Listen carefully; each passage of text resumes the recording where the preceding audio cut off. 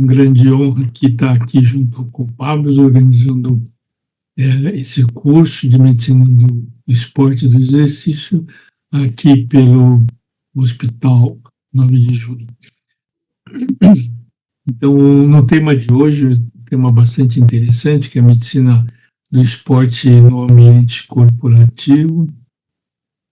E nós temos dois convidados excelentes, renomados, para nos falar sobre o primeiro tema, a medicina do esporte na gestão de saúde corporativa, oportunidades e desafios, e o profissional de educação física, desafios do ambiente empreendedor corporativo para o programa de promoção de saúde. O professor Silvio Alabarce, doutor em ciências de saúde, disciplina de cardiologia, especialista em fisiologia do exercício e mestre pela Unifesp, graduado em educação física pela UMC, co-supervisor vinculado à University of Kent, Inglaterra, sócio e fundador do startup Body Mind Health.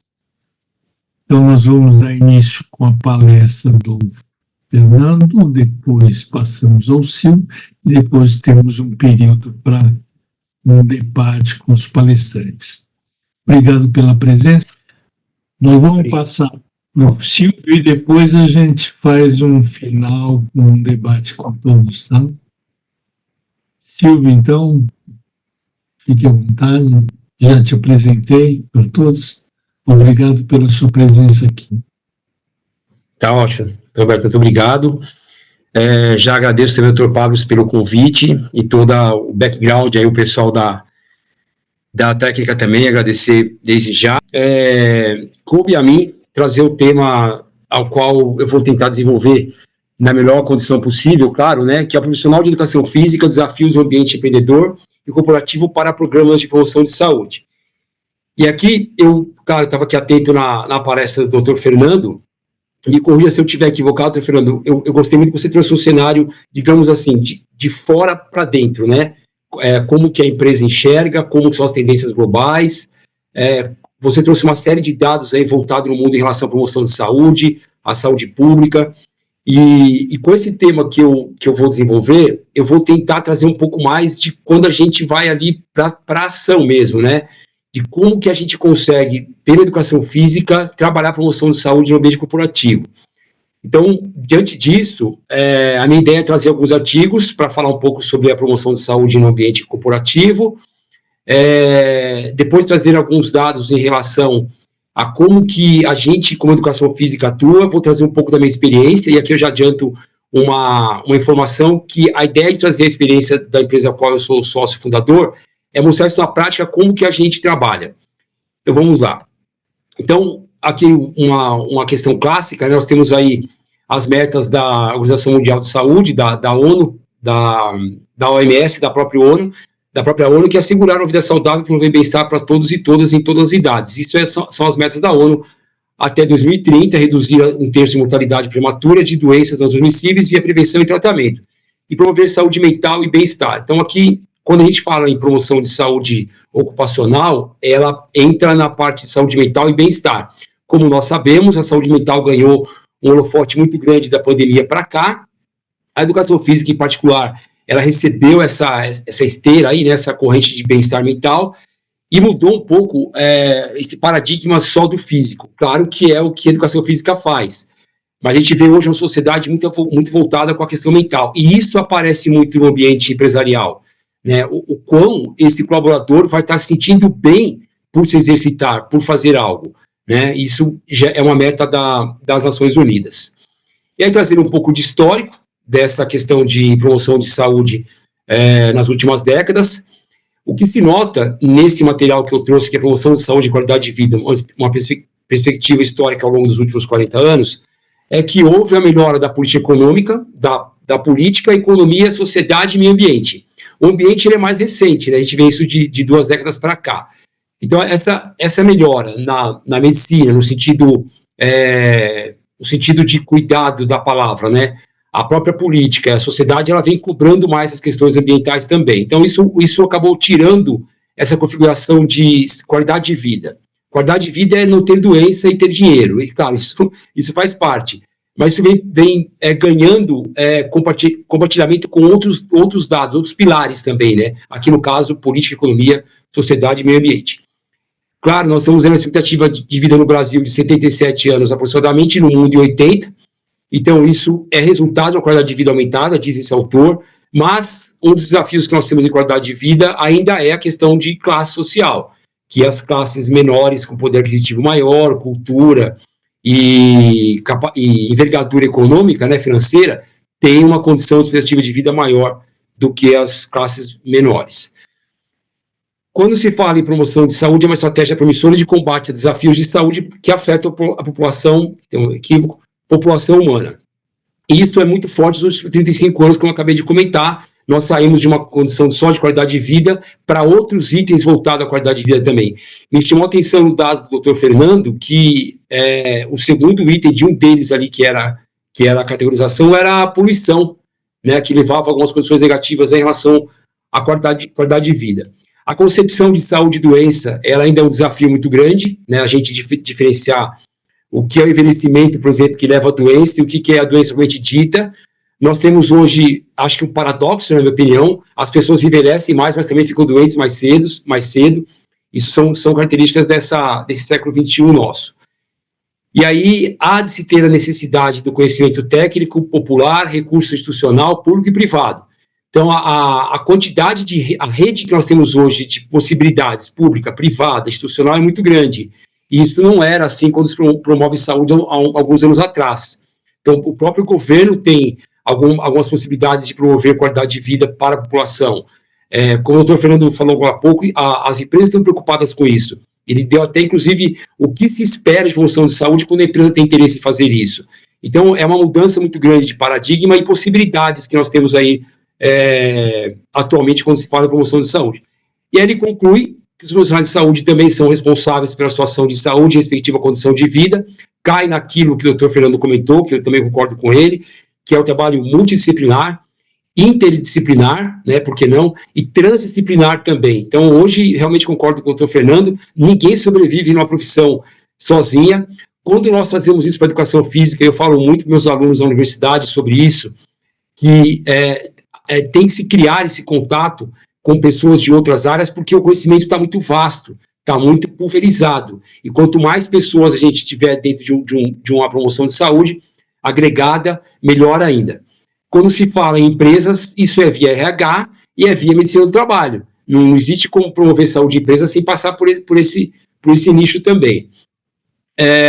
Ele fala também nesse material sobre a questão de municipalização, procurar descentralizar o serviço de promoção de saúde, quando se fala em Brasil, ainda mais do tamanho que nós somos. E aí, essas ações como a EIDE 2030 é uma delas que a ONU está fomentando para melhorar a qualidade de vida da população voltada para a questão de desenvolvimento sustentável.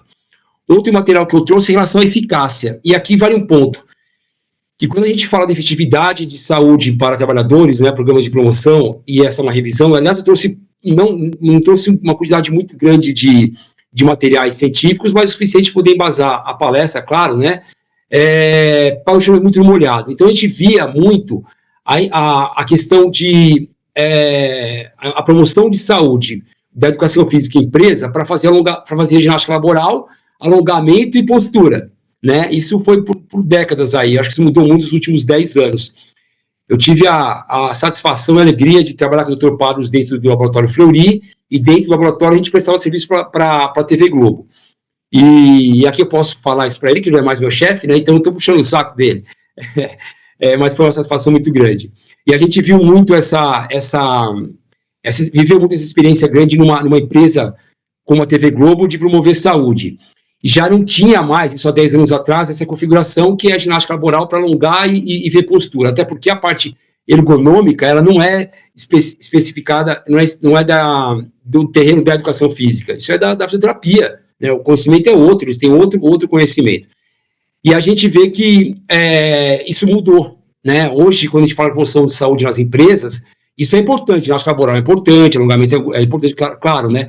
Mas o doutor Fernando comentou isso no final da fala dele, o que é importante. Ali apareceu, inclusive, a primeira opção, corrida, né? Depois fala de atividade física.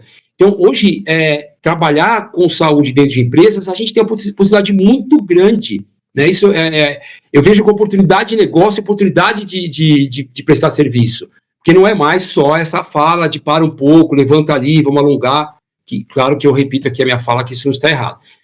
E aí, a introdução desse material, ele fala sobre programas de promoção de saúde para trabalhadores, e é uma revisão integrada aí, né? Ele pegou os dados da PubMed, da Databases, Medline, para poder fazer essa revisão.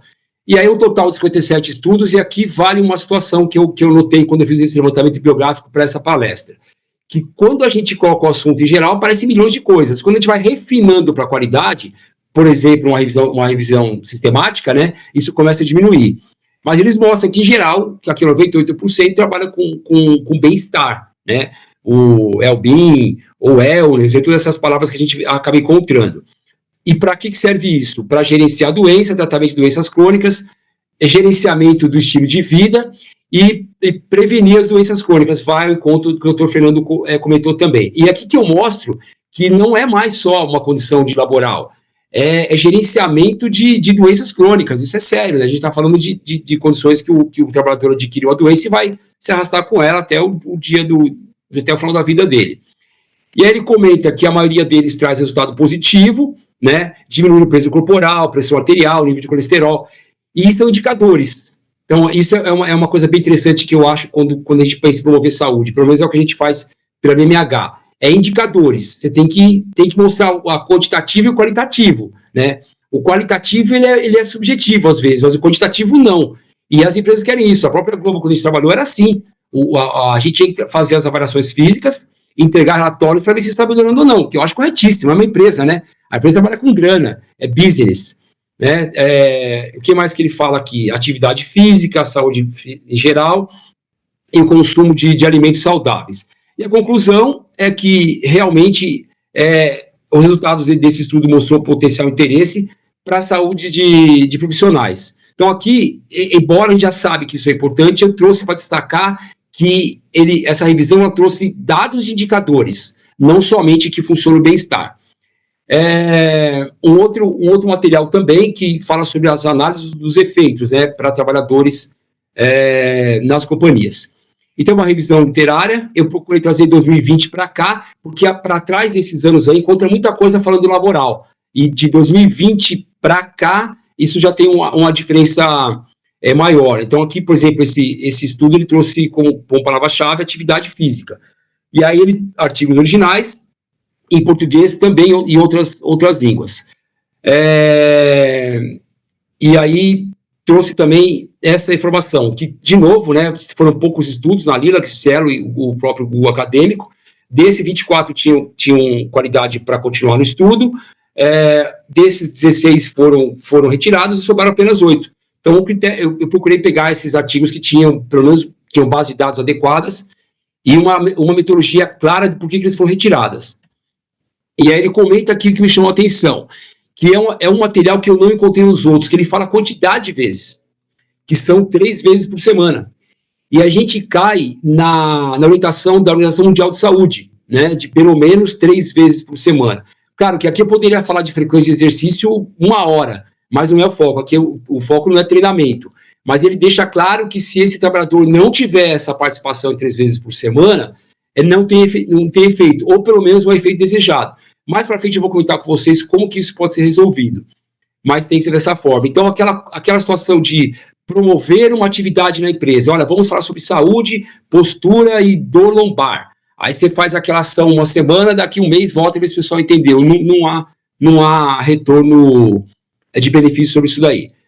Aí ele comenta que com essa condição, aí sim a gente pode pensar em melhoras de dores, no desconforto musculoesquelético, e melhora a qualidade de vida em geral do trabalhador com essa frequência.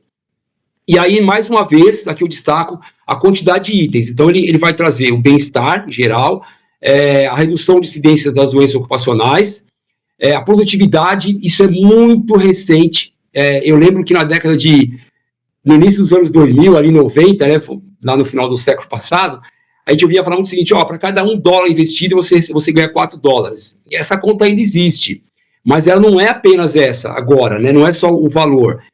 Você tem outros dados que eu vou trazer para cá, que também é preocupação das empresas. E aqui, se não me engano, é o penúltimo ou último material que eu levantei, que fala sobre as intervenções. E aí ele trouxe, mais uma vez, uma base de dados importante, aproximadamente aí 700 artigos, e finalizou com 25 na amostra final. E a conclusão, que é em relação à intervenção no local de trabalho, você tem atividade física, o cuidado da saúde, e aí percebe-se que atividade física, exercícios melhoram a postura corporal, caminhada, hatha yoga, ginástica laboral, programas visando a redução do peso na melhora da saúde, autoestima, produtividade e benefício da saúde do trabalhador. Por que eu destaquei isso daqui? Porque aparecem outras condições que para a gente parece que não era algo adequado, e hoje aparece com hatha yoga, a própria ginástica laboral está aqui, e programas que eu acho que entra muito no que o Dr. Fernando comentou, o programa educacional, educar a pessoa quando ela vai para o exercício físico, e ela só sabe que isso faz bem, é muito pouco. Quando a gente consegue customizar, entregar para ela um trabalho personalizado, e ela vê o porquê está fazendo aquilo, as coisas mudam. E aí vem a parte educacional.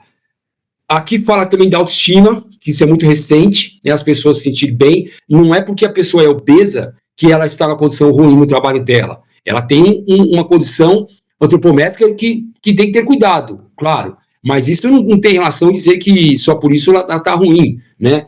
E isso é muito forte hoje, porque a gente está cercado de redes sociais, as selfies acontecem a cada 1 segundo com todo mundo colocando imagem, isso gera nas pessoas uma expectativa, uma ansiedade muito grande, que por sua vez acaba levando para a própria ansiedade, depressão, mas isso é um outro ciclo, né? Só que isso é colocado dentro da empresa também. E por que eu falo isso? Porque algumas empresas cobram muito essa questão física, às vezes uma questão de bastidor, algumas coisas indiretas, e hoje cresceu muito essa questão do assédio, que não é só sexual, claro, e isso ajudou bastante as pessoas que não estão numa condição, entre aspas, normal, a ter uma autoestima adequada. Inclusive, a gente vê hoje muita empresa a questão de opções sexuais, né, de tatuagem ou não, a roupa que usa, escolha sexual. Então, isso vem agregando muito e trazendo as pessoas com uma autoestima melhor. Isso é muito importante para a gente quando trabalha com exercício físico, né, que não é só o fitness, embora o fitness faça parte da educação física.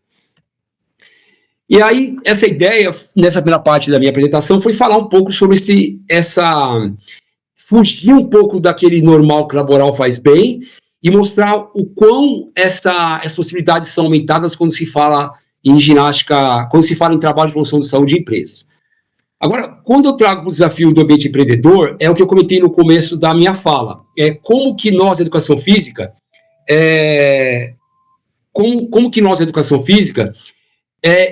enxergamos a promoção de saúde de empresas. E aqui eu vou trazer o ponto de vista acadêmico, como doutor, como professor universitário e como empresário, para tentar balancear isso e as pessoas entenderem o quanto a gente pode ser útil e quais são as barreiras que a gente pode encontrar. Então, olha aqui, eu fiz questão de abrir com essa informação, isto é, desse mês, que mostrando aí cifras extraordinárias aí, aqui quando eu falo da marca, porque a matéria aqui é pública, né, claro, mas eu não tenho nenhum conflito de interesse com a Smart Fit. Então, aqui a gente está falando de uma receita de 5 bilhões ao ano, né? Uma quantidade de quase 5 milhões de alunos. Então, o que mostra que realmente, quando se fala em fitness ou exercício físico hoje no Brasil, acho que no mundo, né? Mas no Brasil a gente vê isso muito, o crescimento é exponencial. A quantidade de academias que estão aumentando, a reconfiguração, né? Aquele modelo de academia de bairro, que claro que aqui eu não estou dizendo que não é bom, eu estou dizendo de mercado, né? Ela vem se renovando, inclusive esse perfil. Então a gente está dizendo aí de um faturamento de 12 bilhões aproximadamente, e só a Smart Fit em 15 países com 1.500 unidades. E a cada hora a gente vem isso aumentando, outras empresas de rede entrando nesse mercado. Então realmente hoje o exercício físico está visto como business. Eu comento muito isso com as pessoas sobre educação física. Eu sou formado há 26 anos. Eu nunca vi a educação física envolvida com tantas possibilidades fora do eixo esporte e lazer, né? Que é importante, claro. E aqui eu acredito o seguinte, quando a gente fala de empreendedorismo ou de tentar promover saúde em empresas, a gente começa a esbarrar em alguns desafios enormes. E aqui eu até pontuo o seguinte, que isso é novidade, né? Para a educação física isso é muito novo. Né? A pandemia ela colocou a gente em situações, inclusive, que foi novidade para nós. Né? Então, aqui a minha ideia é falar os conflitos, as dificuldades, os desafios, mas já colocar esse alicerce que tudo é muito novo.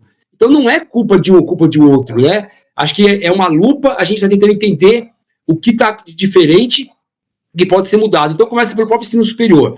A educação física ela não tem uma linha voltada para o empreendedorismo, e nem para a própria questão do professor entender ele como negócio. Claro, ele vai ser o personal trainer, ele vai trabalhar numa academia, vai ser um treinador, vai trabalhar com um monte de coisas. Só que esses monte de coisas a pessoa tem que aprender a administrar. E a gente não tem isso no currículo, aliás, não é só educação física. Até me surpreendi há um tempo atrás, que o namorado da minha filha está fazendo engenharia e ele tem um semestre só de empreendedorismo. Então nós não somos formados para o mercado, nós somos formados para a aula, né? E o mundo mudou muito, né? Hoje, para se falar de startup, para se falar de uma empresa, isso é muito comum. Então, o ensino superior, ele falha em não ter isso. E cuidado com essa palavra falha, né? Que ela é progressiva, mas faz parte de um processo, de uma jornada, né? E aí, se a gente não tem isso, pelo menos foi o meu caso como educador físico, até depois do doutorado, a gente tem que ir atrás de conhecimento, né? E conhecimento hoje, do meu ponto de vista, não falta, né? Temos aí as redes sociais, podcast, Instagram, o que mais? YouTubers, influencers, tem para todo mundo, né? Só que o desafio maior desse conhecimento que a gente procura para pensar em empreender, que hoje eu até comento que para as aulas que eu ofereço, é mais curadoria do que entrega de dado. Porque se essa pessoa não souber filtrar o que ela está aprendendo, ela vai cair numa armadilha que é aquela que, do meu ponto de vista, é assim: todo mundo hoje sabe de tudo, né? Porque é muito simples você pegar alguém ali na rede social e a pessoa fala aquilo com propriedade. Hoje a tecnologia até que ajuda muito, né? A própria IA, o chat GPT. Então, todo mundo sabe tudo. Acho que a cultura brasileira, até um tempo atrás, eles falavam assim: todo brasileiro é técnico de futebol, mecânico, e sabe de tudo. Hoje não, as pessoas falam com propriedades. Só que essas propriedades elas não são fundamentadas. E aí que eu chamo de curadoria. O desafio nosso de trabalhar com promoção de saúde nessas áreas é tentar diagnosticar, né, o que tem qualidade ou não. Então, eu chamo de mentoria em redes sociais. Então, hoje você vê muito mentor, que são bons, tem muita gente boa na internet, tem muito influencer bom, tem muito youtubers bons, mas mentores bons, né, tá cheio por aí. Mas existem alguns que se colocam ali com uma questão comercial. Então, isso eu acho um desafio muito grande. Ótimo. Então, diante do exposto, como é que a gente consegue ter conhecimento para pensar em empreender promoção de saúde? Também, aqui daria um assunto de um dia, né? Cada um deles. Mas eu acho que eu trouxe aqui um eixo, quase que uma receita de bolo. Não cheguei nesse ponto, que seria uma coisa muito fria. Mas nós temos empresas, né? Também aqui eu não tenho nenhum conflito de interesse com o Sebrae, mas é uma empresa extraordinária. O quanto eles entregam de informações sem custo nenhum para você pensar num modelo de negócio, num plano de negócio, num plano estratégico, numa análise SWOT, né? Que são coisas que o empreendedor, quando vai entrar numa empresa, ele tem que saber isso. Se eu chegar numa empresa quando eu vou procurar uma empresa para promover saúde e eu comento que eu estou preocupado com a marca dela, com a visibilidade dela, que entrega um modelo de negócio da empresa, uma estratégia, muda totalmente. E acho que esse é um desafio meu como educador físico, de transformar pessoas da educação física a pensar um pouco assim. Porque como o doutor Fernando comentou, é para a vida toda, né? Você vai fazer isso quando for pedir um emprego, você vai ter que passar por uma série de situações ao qual vai exigir uma mente um pouco mais aberta, ou horizontalizada, né? A outra situação é tentativas e acertos, isso é fato, quando a gente procura uma empresa, né? Porque eu trouxe o exemplo de Thomas Edison, porque eu vi um podcast que, quando ele inventou a lâmpada, tentou 1000 vezes, e não é só na lâmpada 1000 que acendeu. Mas depois eu fui ver um pouco mais a história dele, o cara teve mais de 2.300 patentes, né? Tentativas e erros. Organização, você não pode chegar numa empresa fazer uma apresentação institucional de um material escrito, né? Tem que impactar. Hoje a gente tem tanto aplicativo que faz isso, e ser organizado. Um RH de uma empresa que vai te contratar promoção de saúde, se ela se percebe que você não consegue nem coletar os seus dados pensando em LGPD, como é que você vai fazer para trabalhar nessa empresa? O doutor Fernando falou agora da segurança de dados, por exemplo. As redes sociais, elas são importantes, embora eu coloquei isso como desafio, ela é algo importante. A inteligência artificial e o chat GPT estão aí, não dá para a gente virar as costas. Na BMH, por exemplo, a gente trabalha com aplicativos para as aulas, então tecnologia é essencial. Eu aprendi uma coisa que eu gostaria de compartilhar, até foi pelo Sebrae, dos cursos que eu fiz, que chama-se FE, né? FE, que é facilidade e encanto. Se você consegue aliar facilidade, encantar o seu cliente, trazer tecnologia, está feito diferencial. Agora, trazer a ginástica laboral, ou seja, o que for, pelo movimento por si só, é algo que já está bastante consumido, né? E a partir disso, quando eu falo que está bastante consumido, essa palavra, essa frase aqui me chamou de atenção. Que ela diz o seguinte: insanidade é continuar fazendo sempre a mesma coisa e esperar resultados diferentes. Né? Ela foi atribuída ao Einstein, mas ela não é dele. Acho que o Einstein vai ficar um pouco bravo, né?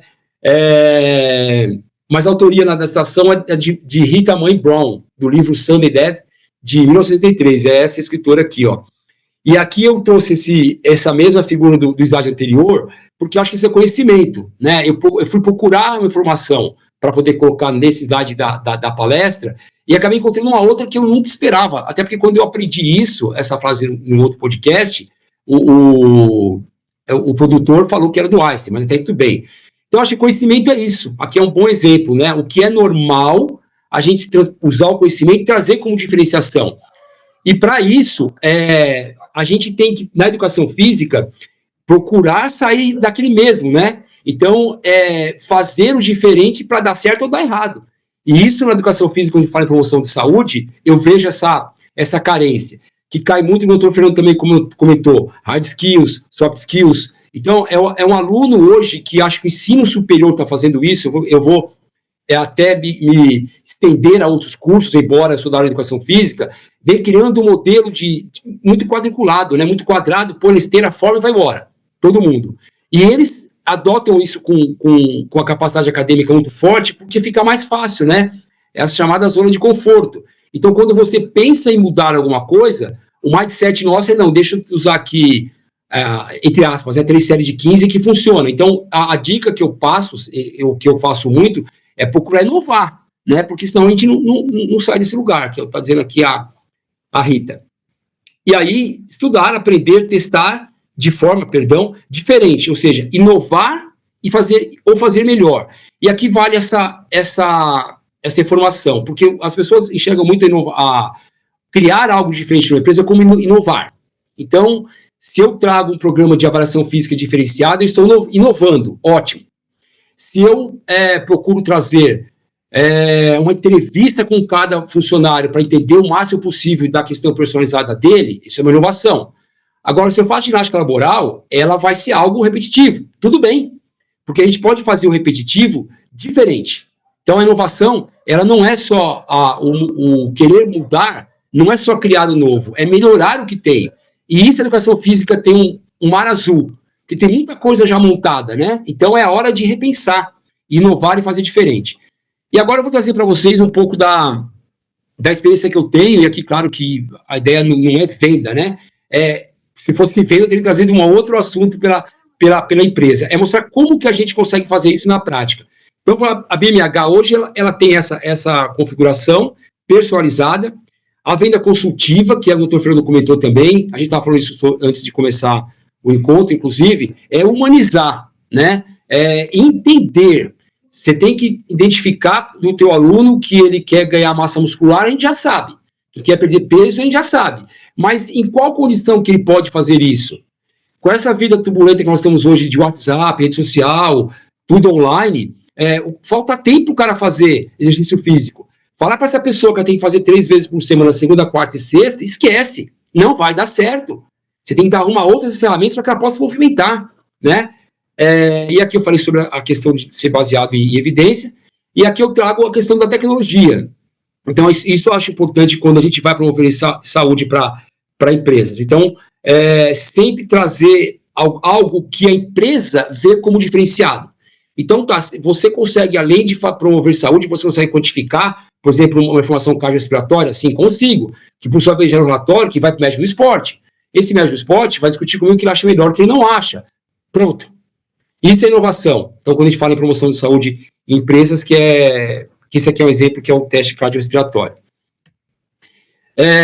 Aqui eu vou procurar resumir slides, claro, não vou trazer toda a informação. E quando a gente fala do modelo de negócio, a gente está falando em evento esportivo e promoção de saúde. Trazer a família, né?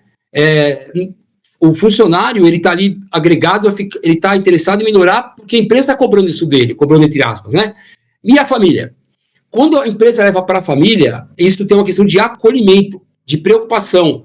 E isso agrega para o funcionário muito. Olha só, a empresa lançou um programa que está envolvendo a minha família, né? Isso acaba sendo bastante diferenciado quando fala em promover saúde de forma humanizada.